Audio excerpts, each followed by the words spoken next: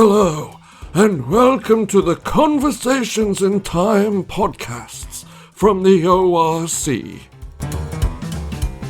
In this podcast, the guys will be talking about historical what-ifs, or counterfactual history for the aficionados in the audience.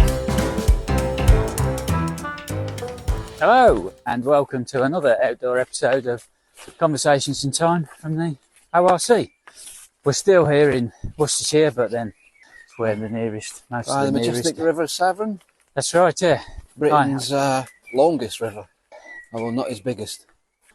It's brown, but I don't know whether that's because of pollution. It's raining quite a lot on, what day is it today? It's Wednesday. It was raining all Monday night, so it's depending on your definition of pollution. If it's muddy runoff. No, that's right, yeah. I'm not sure I'd want to swim in it anyway. Ian's taking some pictures of this. Strange rock carvings. Which we're walking on the Bewdley loop. Date from about 10 years ago. So we'll walk along the banks of the Severn, loop round Bewdley back, or loop through Stourport back to Bewdley via the River Severn. Nice. Pleasant walk, hopefully. John's out of breath already, but it sounds it. Well, there's a little hill. You had a rest at the top. I'm not fit. Well, you're not unfit. All right. So, one of the things we wanted to do today, try and make it a little bit different rather than just the usual rambling nonsense and waffling about all sorts of malarkey. Yeah. Was maybe talk about a particular subject. So, why did we pick what ifs or counterfactual history? I must admit, when you say counterfactual, you know, when you say counterintelligence, it doesn't mean alternative to intelligence, does it? It means the opposite, you know. It means the opposite to, you know what I mean? Well, because counterfactual, because it's the opposite of fact, because it isn't factual, because it isn't fact. It's speculation, but it isn't facts, is it? Because it didn't happen. Yeah, but a counterweight is the, you know, is well, exactly. So it's the opposite of facts. It's total speculation. Well, yeah, I suppose there is that. Yeah. You know, if you believe in the multiverse, we could actually be living in a counterfactual universe. Yes. There's an interesting. The trouble with the multiverse is where's the point of demarcation? Well, what ifs maybe. Well, no, because I don't know. It does your mind in, because if you work on the basis that there's literally countless Googleplex billions bit of atoms. If an atom of oxygen bangs into an atom of hydrogen somewhere, does that cause a multiverse? Does that a digress? You know, it's like, you know, or is it? And if it isn't that, who decides what it is? It's, you know, you think of any totally unimaginable numbers of atoms. Well, that's right. So, you know, if there is multiple universes, I mean, a lot of scientists believe there is. It might have to be some sort of event. Like what, though? Well, I don't know. Well, that's the thing. Well, I'm not a particle physicist. You know, quantum mechanics. Well, I only got a D-, so... I did laugh the other day when the latest Doctor Who, where his companion tread on a butterfly and became some completely different version of human, just instantly. And he was able to keep the butterfly alive and let it fly away, and she reverted back to a humanoid that we were... So it's things like that. It's... Well, that was an aside anyway. It delve too much. It does your head in, frankly. No, that's right. Yeah, it's staring at the universe. But there are patently things in real life, if you like, or our level of life, which you can say, well, that was sheer luck, or that would have made a difference. And there's some things that, even where individuals may or may not have done stuff, I think the general direction of history would have still been the same. But there are some definite difference points which would be completely different. Yeah. So I mean, why did we pick counterfactual history? Because I didn't want to talk about football, perhaps. I think, I mean, let's face it, we both like history. Yeah. But neither of us are historians. So, and obviously neither of us are public schoolboy educated, like a lot of other historians. Yep. Don't know whether that's... I don't have a copy of the Treaty of Versailles at home. In the back pocket. If you know who you are, you know who you are. That's right, yeah, if you're listening to this.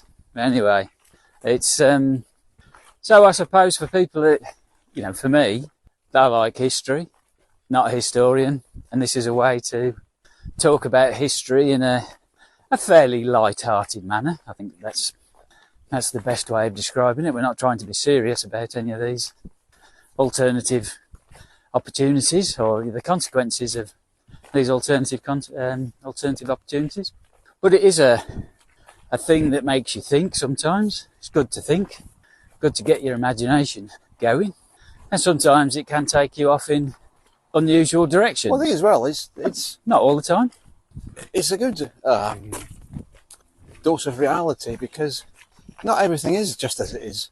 You know, people can make a difference. Decisions do make a difference. Voting does make a difference. Getting out of your bed in the morning does make a difference. You know, I think it's important to recognise that nothing's preordained. Nothing happened because it just happened. You know, and there's a philosophy in life. Fate. Yeah. There's a bit of there's a bit of why has it happened to me sort of thing. Well, things happen to people, and some people are lucky and some people are unlucky. It's just fate. But then to a certain extent, get out of bed in the morning and make your own luck. So I think it's interesting that, you know, it does link into getting on in life, making decisions. You know, better make a decision than no decision. And I think that if you look back at some of the historical things, you think, well, things happened because people made decisions rightly or wrongly. Had they not made decisions, different things would have happened. But there's no way of telling, you know.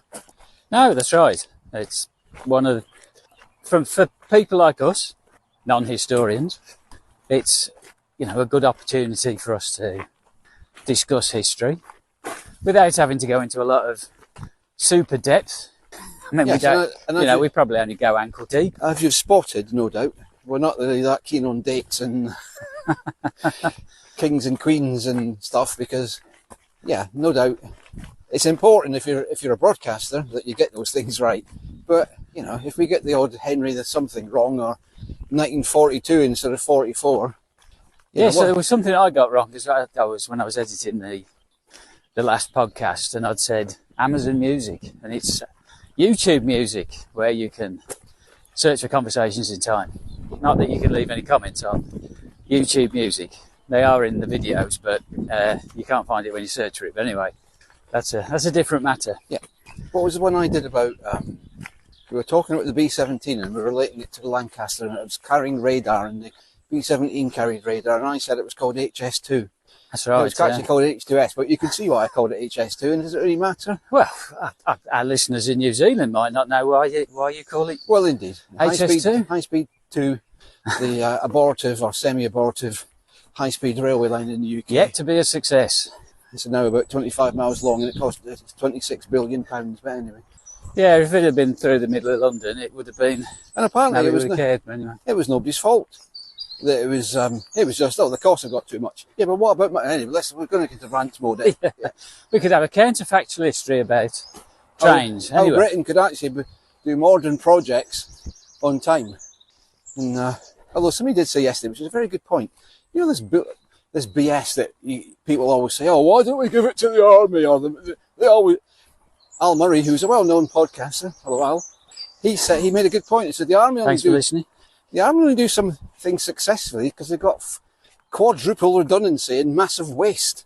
You know, they expect to lose 3/4 of what they're deploying, and they expect to leave half the stuff behind and lose it and it not turn up. And that's why the army the military are good at stuff, because they're allowed to be incredibly inefficient. You know, so it's. But anyway, it doesn't work like that in private industry. No, of course it doesn't. So anyway, the reason that we stuck with counterfactuals, what ifs, because it's interesting, be it resonates, C, D, E, F, G, H, etc., etc. It's a bit of fun. Yeah. One of the things that I won't say we haven't struggled yet, but ultimately is trying to think of potential what ifs. There's quite a few in the pipeline, and hopefully we'll be getting our next sort of attempt is to try and get some. Oh, there's a lot of flies around, or midges. Is to have some guests on, if we can persuade them, or whether they'll either do it for free or for not very much money. We'll just have to wait and see. Cause not very much money. Not very much money, as we're amateurs. To our, multiple users, subscribers. Well, who knows? We could add, in 3 years' time, we might have a significant user base or following. You know, maybe double figures even. Well, we've got double figures already. maybe triple figures. That would be good. Yeah. Well, interesting from the perspective of getting a number of listeners. It is one of the things that I do. It happens to me fairly regularly because I do the editing of the files. When I'm listening to what we say, and then I think, oh damn, I didn't. What about this? I didn't think of that at the time. There's another one that Ian and myself were talking about earlier, which was the Japan, an episode about Japan invading Russia, and I'd forgotten, or I hadn't brought up the fact that it would have potentially impacted the Lend-Lease opportunities that the Russians had from America. So a lot of the stuff that was given to the Russians from America came by that route, which wouldn't have been available.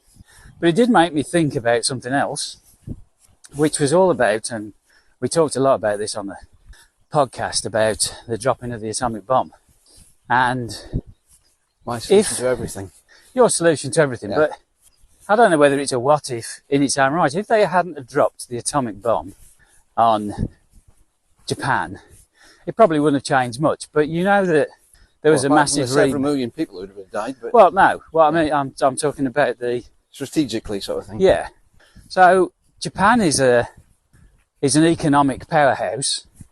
And one of the reasons for that was because of the rebuilding effort that was given to it after the war.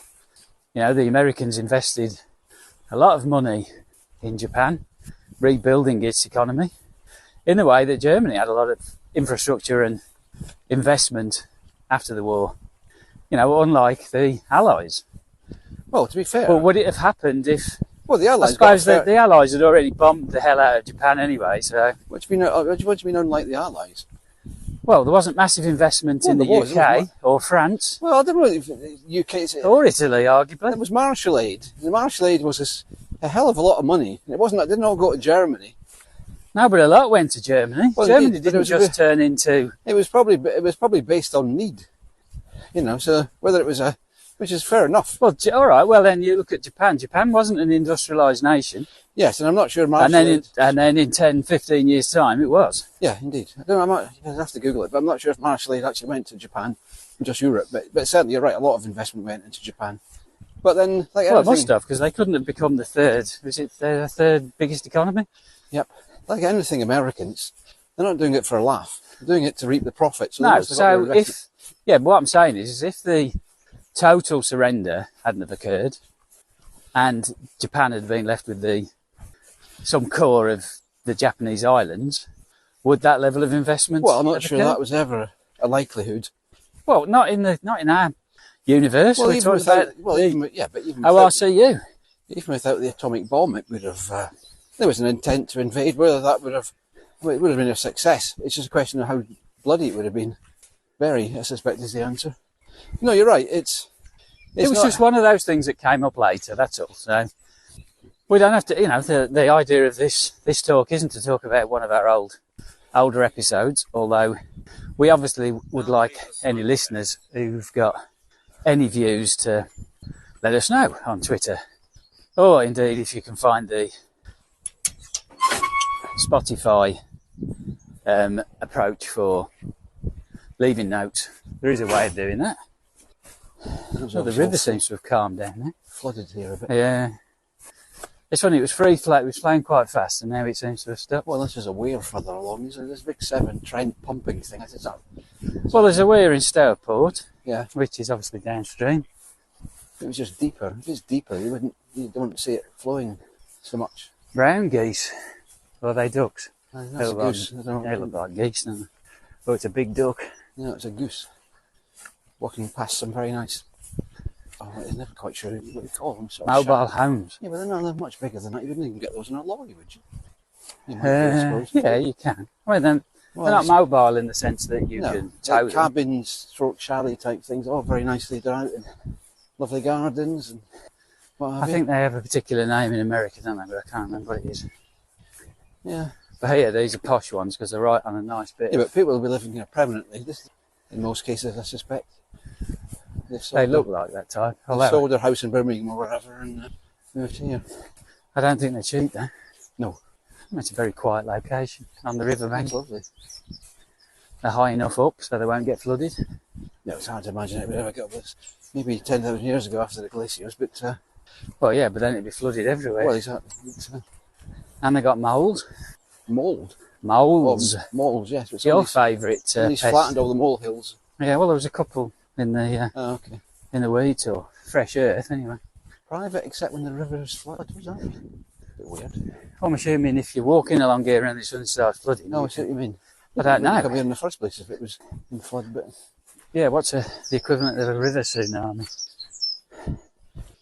Well, anyway, we passed this, and now there's a tree that's fell over in the path by the looks of it. Quite a long time ago, isn't it? Yeah, those blokes who were further... You could have chainsawed that like weeks ago. Alright. Is this right? The path seems to be up there. It's a trifle awkward. Oy. Yeah, this is... Ow. Sorry, that was dramatic effect. Well, I think there's a path there. There must be a path. Well, hold on a minute. Yeah. The man who's guiding us, Mr. Kamut, hasn't said anything, has he? Ooh. Watch that branch. Oh, there is a path of sorts here.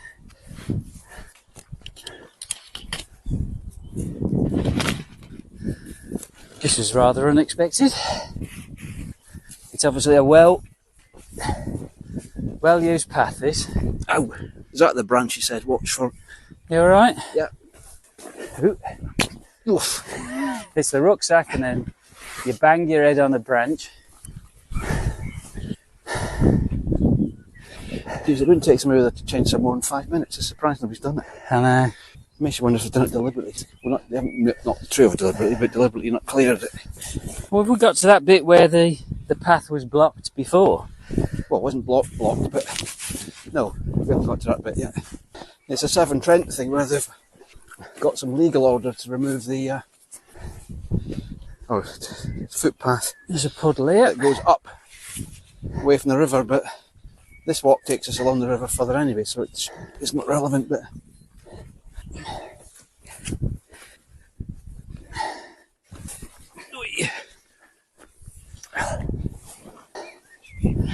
almost like being in the jungle. Well, nothing like being in the jungle, but this is bad enough. The jungle for like 1 foot. A very small jungle, yeah. There's something with water in it, which was, I think, where the Severn Trent thing was. Yep, should have brought me bloody hacking saw.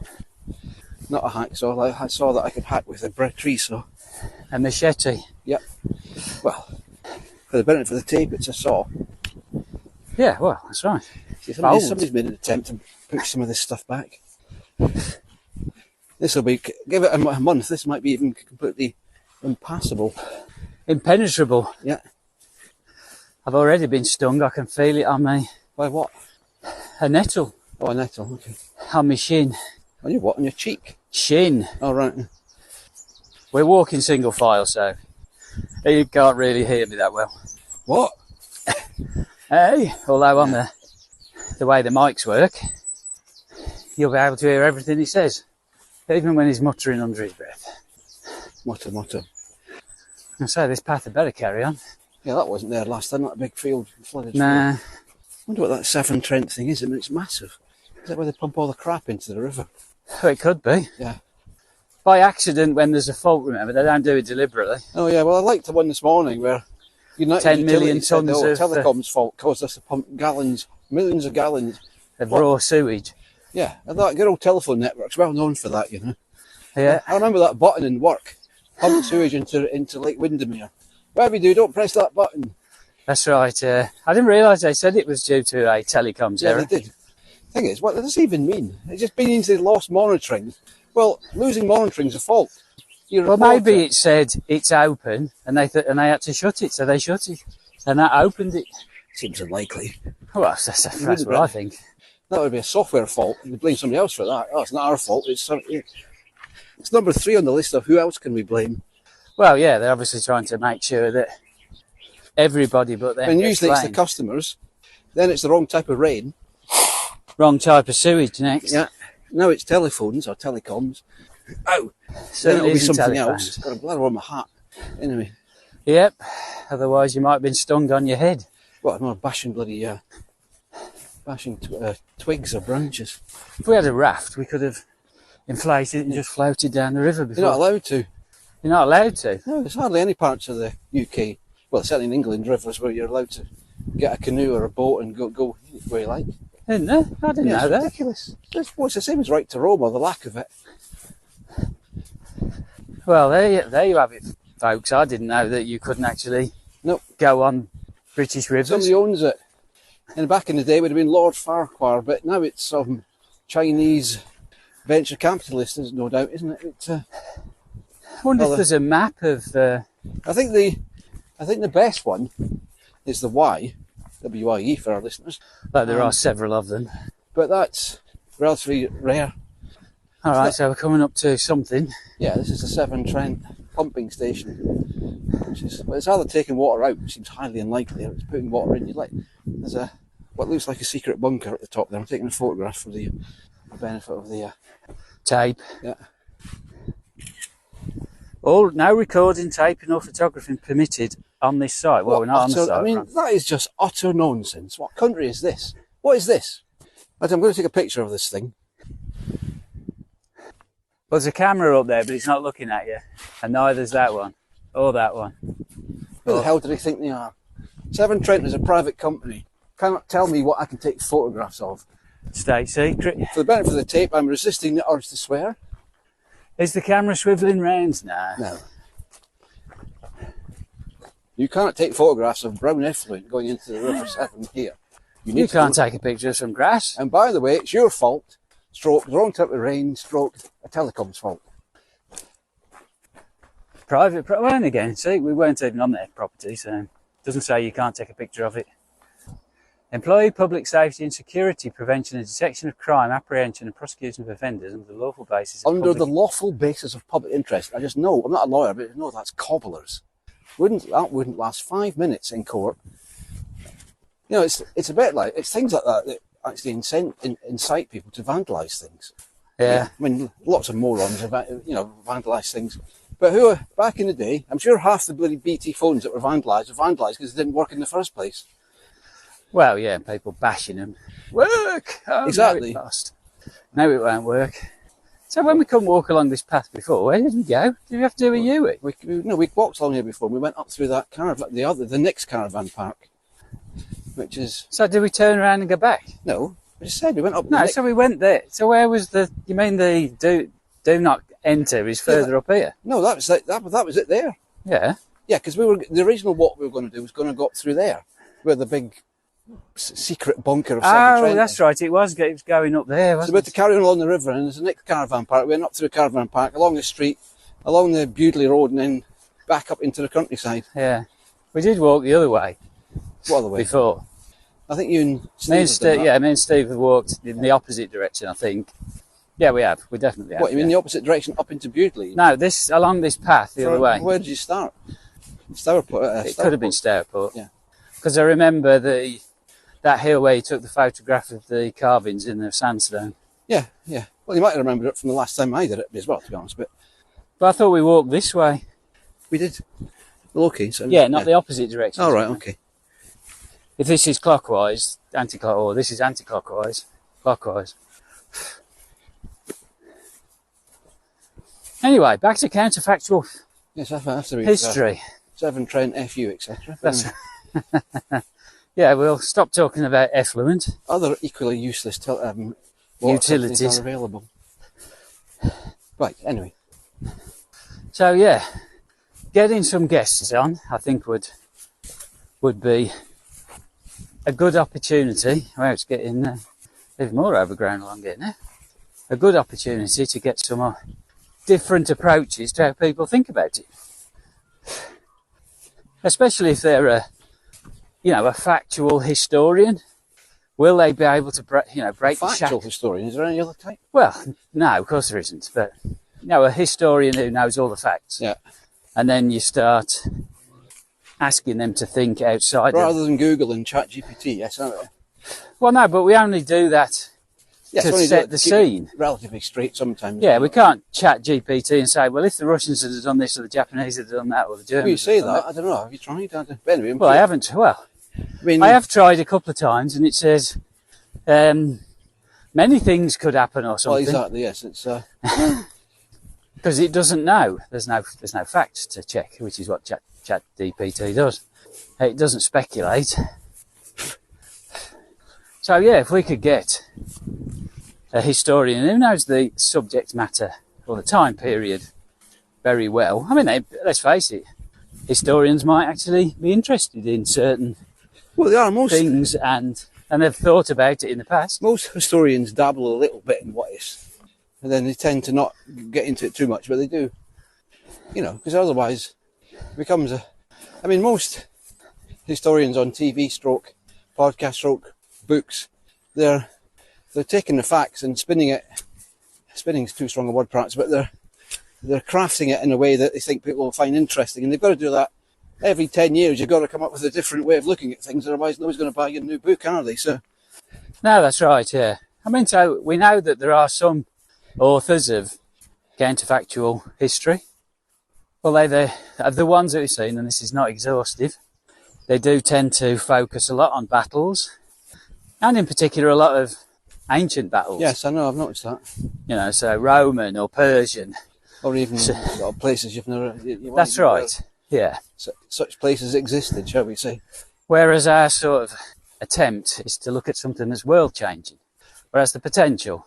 Well, as much as anything else, it's something that you can tangibly see a thread to the current day. It's difficult to go back to, and I'm sure my ignorance of ancient history, but it's difficult to go back to Carthage in the 500 BC and say, oh yeah, that stopped the iPhone being invented, if you know what I mean. It's, which is how your current day life would be affected. But then it wouldn't be called the iPhone, it'd be called something in Carthaginian, potentially. Well, possibly, but it's not in Latin anyway, is it? I mean, maybe it is. It's phonic Latin, it probably is. But yeah, good point then. It wouldn't be called... Well, I mean, you're right, the technological advances, things like that, based on human ingenuity, would still have happened. Different rates, different places. Well, you see, this is me going off on a tangent a wee bit. I was thinking about this thing the other day. You know how you occasionally think, well, if my ancestor was killed at the Battle of Waterloo, I wouldn't exist. I was thinking, I don't think that's true. Because you work on the basis that 1815, how many ancestors you got in 1815? It's some ridiculous number, isn't it? It's like, I don't know, 500. So if your ancestor was killed at the Battle of Waterloo, you would still exist. But you just wouldn't have his genes. And his genes might account for, I don't know, 2% of your genes. Yeah, but if he's a direct ancestor, yeah, then you as you wouldn't exist. Yeah, but me as me, I'd be 2% different. So, if everybody in Europe's descended from Charlemagne, if Charlemagne was killed, is that saying that Europe would be depopulated? Well, no, just all the other genes would be, So would you? Yeah, all right, your grandfather's different. But when you go back several hundred years, you'd still exist. And you'd still be 99.9% exactly the same person. Well, I think that could be a very good conversation with somebody who's a eugenicist. That's yes, we will kill your grandfather. Yeah, exactly. I know what a eugenicist is. We don't want any of them. But the geneticist or a genealogist. Genealogist. No, but I've never had anybody postulate that. No. But it only crossed me because I've done a little bit of investigating families and stuff, and obviously you've got zillions of threads you can go through. And I've got back as about 1798, and you think, well, this guy was one of, and I don't know what the exact figure is. I could Google it, but let's say he's one of 300 grandparents. Well, if one pair of those 300 people didn't exist, everybody below them would still exist, and I would be one of them, because they're as part of me as they're as much as me as the other person who was killed perhaps in his youth or whatever. So I don't know. It's just. No, I think we should make a note of that one if we can find the right person. Yeah. Who's got but some. Do you just see my point? It's yeah. No, not that people are on the TV banging it on all the time. If my grandfather was killed in 1523, I wouldn't exist. But people do say that, don't they? I mean, it's usually more recent. It's within living memory. You know, well, there was that. So that guy who we recently discovered, that professor, I think he's a professor, I'm not sure, doctor. Give us a clue. In what context? Who was on the Dan Snow What If episode? Yep. Oh yeah, class. So he specifically says that his great grandmother, I can't remember the exact story now, but it's pretty horrific because at the end of the day, his great grandmother, or I think it was that great grandmother, murdered her 3 kids. Well, that's right, and then killed herself. And his grandfather remarried or something. That's right. Yeah. And then he said, well, if she hadn't have done that, I wouldn't be. Well, that's true, but that was like, let's say that's 100 years ago. So I'm not going to dispute that too much, but when you don't have to go much further back, which I think it stops making any difference at all. Well, there's an interest. Is there a formula? Could be a scientific. Well, that's the other thing. What I don't understand as well, because I'm not a genealogist and didn't do a biology O-level, is, not that you would have done it in those days anyway, but is what your genes that you've got, is it random that which ones you pick up? I have no idea how that works. So maybe it depends on that mechanism, or is it, if it's random, well. But if it's not random, why did you pick up your granny's brown eyes that your brother doesn't, or sister doesn't, or whatever, or vice versa? And I'm not saying brown eyes are... Is it over there, is it? Well, that's where we went the last time. But yeah. I think we keep straight on now. All right. I mean, that's the outskirts of Stourport. Well, we've come out the jungly bit, but to be fair, you don't really see much of the river because there's too much jungly bit. I think all the rain in the winter... It's still brown. The river, yeah. I mean, all the rains made the... And there was a bout of warm weather last week, I've made it all go. And I think also, part of that path, because it's semi-blocked, I think it's getting overgrown because people aren't walking up and down it. Oh, yeah. What's that? Isn't it a fishing... plastic bottle. Imagine litter. Yeah. We're starting to pick up with the caravanners. Yes, depends on the weekend. That big old house there, I wonder what that was. I mean, it's not a... Well, I don't think it's a it's not that, stately home, but it's could have been a big farmhouse. Yes, not a big merchant of some sort of description. Well, we're not far from Kidderminster. Oh, Stourport. I mean, there was obviously rich people in Stourport. These towns don't exist for no reason. Nope. What was Stourport's claim to fame? Was it glassworks, did you say? Was that Stourport? I thought it was like canal barges building. Well, okay. Well, we'll be walking through the marina. Google Maps. Yeah. Yes, that's what it's known for. As far as I know, watching that programme about barging on Britain's canals. Well, that young lad? Yeah. Youngish guy. Because he went there and he's going, oh, this is the home. Yeah, it was good, those series. I'm sure he must be making some others. Straight on-ish. Lots to enjoy. Somebody must cut this grass. I just wonder why they bother. Well, they obviously do something. That looks like a cricket pitch, to be honest. Well, there's no actual pitch, if you know what I mean. But it's sort of round. Actually, you could play cricket on there, maybe. Oh, yeah, 100%. Maybe it's just for picnickers. I don't think it's a club, because you get the obsessives who... It's not a club, but... Yeah. Although I must admit, during lockdown, I was seeding individual grass seeds into my lawn for something to do, but it's... Well, there's two people camping on this. Or maybe it's for camp. This is cut, and that's got vans on it. There's no power or stuff. I thought most people... There's no power there. Well, you say that. There's some sort of flag or something. What are those? Yeah, that's just where they pitch. Well, but there's yellow things as well. Yeah, so that's probably the... Power socket. I'm not saying everybody wants power, but if you're actually paying somebody... Well, no, but... Well, we're getting closer. We can have a look. We'll go and have a shufty. Yeah. If it is power, then fair enough. And the other field doesn't have it. But, you're going to get people who are camping, tenting. They're not going to have power. True.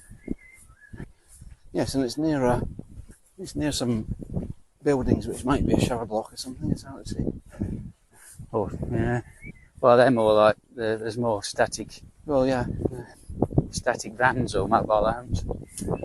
Yeah, I don't think trailer, the Americans call them trailer parks. Yeah, but they're not really trailers, those ones. No, I know, but that's what they call them, isn't it? No, I don't think those yellow things are. I think they're just They're tornado magnets, aren't they? They are. Because every time there's a tornado, it tears through a trailer park for some reason. A film. Well, they're even in real life. Yeah.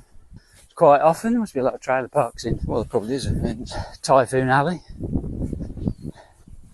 No, they're not power sockets. No, they're not. Just a lane marker or something. Yeah, I think that's just saying, look, you've got pitch so and so. No, there's one there. That thing. Oh, that's a power thing. Look there. Yeah. Stop people. It's got a flag on it. Stop people crashing into. Yeah. So, don't know why that one. Well, it's just a recreation. The other one field. is. Yeah, it could be. There'll be lots of kids, obviously, with the campers in the summer. Kick a ball about, fly a kite. Go and play in the field. What are we going to do? Fly a kite into the power cables. Yeah. There's not many though in that field, is there, when you think of it? Well, only 5. It's not school holidays. No, there's only 5 power sockets. So they can only have 5. Well, it might be an expansion of. So anyway, back to what ifs. So, what type of guests do we want? I'm assuming for some of the what ifs, we obviously want people who are history focused, but not all of our what ifs are focused on history. You know, we've got some others that are science and technology sort of focused. Yep. And different type of guest would be required if we could get them for those. So it's just a matter of. Oh, because they have impacts potentially to big impacts to people's lives, don't they? It's not always about just battles and wars and things, is it? Medicine, as you say, technology. I mean, arguably more, if you're lucky, if you live in a time of peace, more impact than random wars 3,000 miles away. No, that's right. I was listening to that Dan Snow What If one, and then there was they talked about the 3 cigars, which I'd never heard of as a story. No, I'd never heard that one either. I thought you'd listened to the episode. No, I had, but I'm saying before I'd listened. Oh, right, yeah. I mean, it's like, well, I'm surprised that is a hell of a coincidence. Oh, yeah. He's obviously finding the coincidences, the fact that to validate that plan, although, arguably, if it was fake, why wouldn't you have the proper signature anyway? If it's fake. Well, no, but then it's the old thing is, what would his general have done differently if he hadn't had the enemy's plans? Probably not that much. Well, you don't know. I mean, they were saying that the Confederacy was on a roll, and this was the turning point. I mean, obviously it was the bloodiest battle in the American Civil War, but if it had gone the way of the Confederacy, who knows? But it's very, in some ways I'm surprised it's never been in a film. I mean, it might be. Finding 3 cigars wrapped up in some paper. They've got all of his battle plans. But it seems a bit weird in the first place. Well, it happens. I mean, it happened in. Oh yeah, I wonder who dropped him. Well, no, but some idiot. I mean, it happened in Market Garden, the Arnhem operation. Somebody had an entire. If you're familiar with the film, it's in the film. Somebody had an entire battle plan from the British or Allied side in a glider, and the Germans stumbled across it, and it's a scene in the film, and takes it to the general, and they're highly suspicious of it. You know, what idiot would fly into enemy territory with an entire copy of the battle plan over the next 5 days? Yeah. But it was real. But in essence, in that instance, it made, what difference did it make? Very little, because here we are. This is where we're going. This is what we're going to do. What else would we be doing, sort of thing? And I often wonder. But there's no evidence that says that they changed any tactics because of the information they got. Well, no, indeed. I mean, they might have, but yeah. I mean, I don't know. Like I say, that discussion about these walking and WhatsApping, in this episode, they don't necessarily state that the Union General did a lot different or did anything different. We don't know. He didn't. I can't remember what he actually said, truth be told, in relations. Well, I don't remember him saying, "Oh," and then instead of him sending the troops here, exactly. He sent them there. He's making the assumption that's what happened. We'll have a long silence while. Sorry, you're typing. Yeah, talking about technology. It's well, I can't. I honestly can't remember.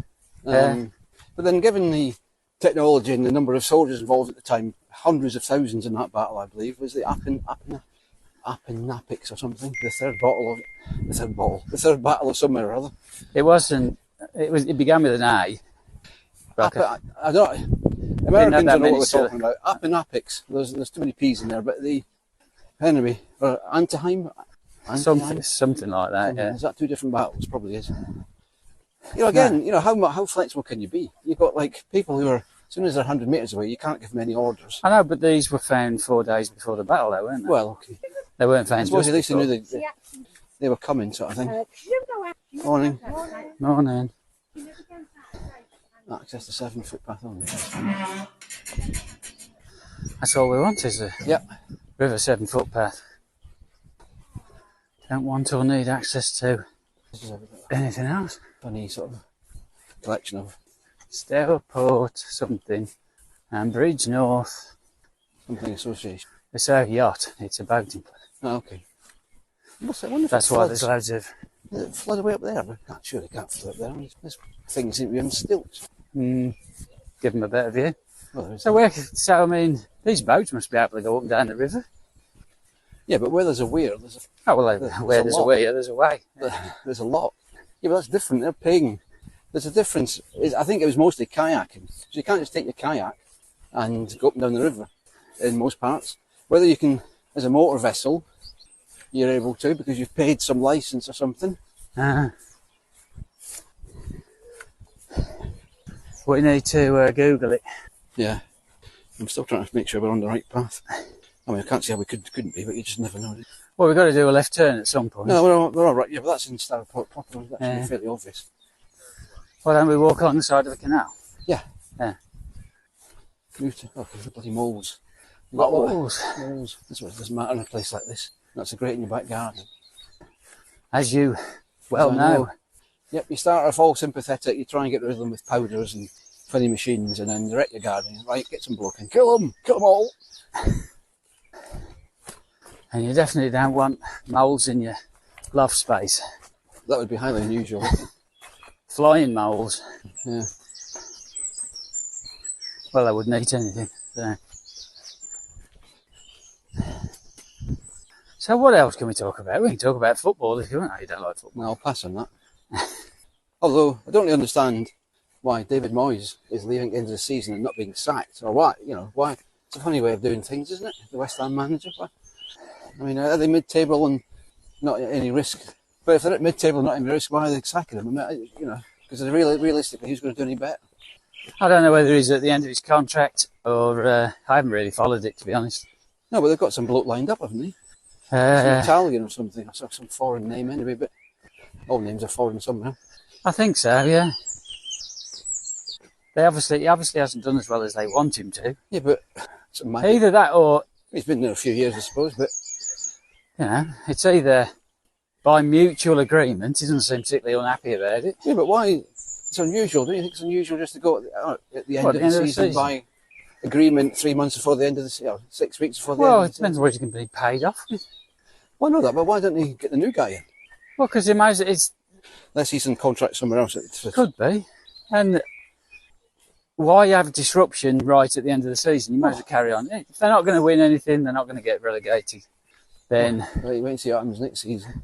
Well, yeah, but the idea is you bring the new bloke in at the end of the season. He's got all of the pre-season to look at the squad and put his, try and buy some players. They always do that. And then it gives him a good head start. I mean, the problem is when you change a manager and it's the week before the season starts, Yeah. Because then they've had no chance to do anything. And then but that's doubly true of now then. But you just seem very... I was seeing it on Twitter and I thought it didn't actually make any sense to me. I thought, they're getting rid of... I thought, well, if he'd got sacked, that would have been, hardly surprising because it happens every 5 minutes, but it just seemed... I mean, you could argue it's a gentlemanly way of doing it. Or a... No, that's right, yeah. Civilised. Let me have a look at... there's something that Steve will be interested in. Because Man City were playing Tottenham. Tottenham. All right, so the right result for... Yes, because I know Villa in Europe. I didn't look at the on result. Twitter this morning. Stan Collymore was blubbing away or something. So they're in the Champions League. Arsenal. His mum's got dementia, unfortunately. And he said, my mum I could tell my mum, but she won't even know an hour later. And I thought, what's a funny way of personalising stuff? Well, it could come down about you, mate. You know. Yeah, but it does mean that the last game of the last day of the season of the Premier League, who wins the title can be decided on that day. Oh, because Manchester City didn't win last night. No, they did win. Oh, they did win. Sorry. But if they've got to win if Arsenal win, so Tottenham are in as well, are they? Nah. But why would it? It's only between Man City and Arsenal. All right, but Man City aren't far enough ahead to have won the title yet. They've got to win the last game of the season. I mean, there's only one game left, is there?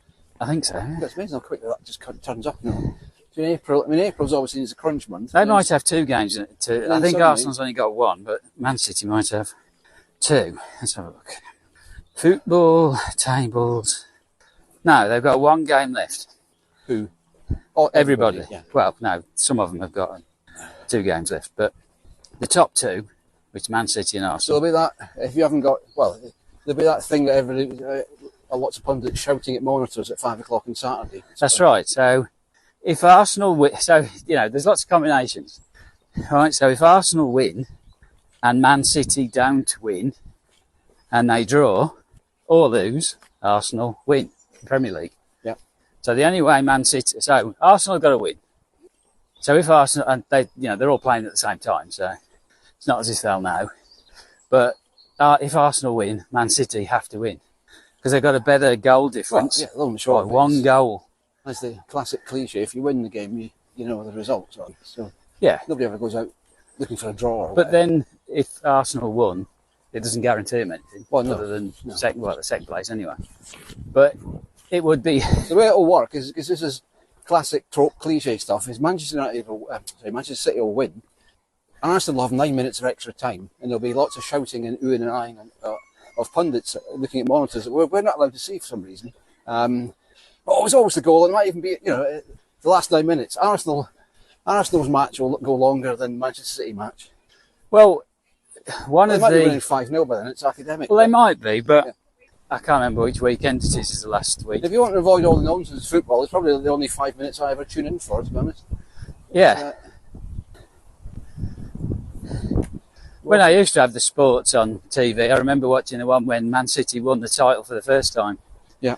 And which was really good. Yeah. That was when Man United thought they'd won, and then Man City had to win. I can't remember whether Man U drew or whether they won, but they all thought they'd won. There was extra time at Man City, and then Aguero scores the winner.